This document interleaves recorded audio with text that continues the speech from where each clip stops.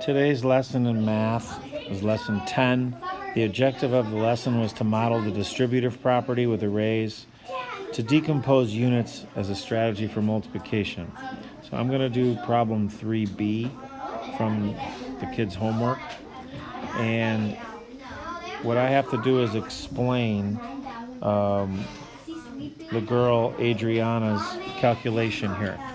And basically, what we learned today is that when you have a multiplication problem like 6 times 3, you can take this 6 and you can distribute it as 5 and 1. So you could also distribute it to 4 and 2 or 3 and 3.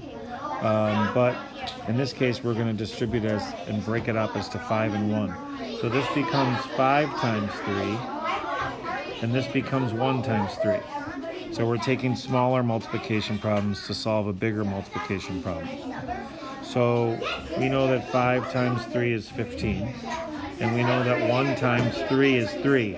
Add them together, and you get 18, which, as we know, is the same thing as 6 times 3 equals 18. So that's how this up here is explained. If you look at it in terms of an array, if you have 1 times 3, or 1 row of 3, and you have 5 rows of 3,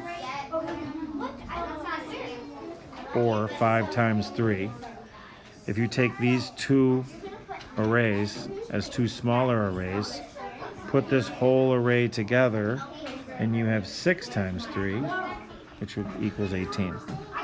So this and this were distributed as a part of 6 times 3, as parts of 6 times 3, to get the bigger array. 6 times 3 equals 18.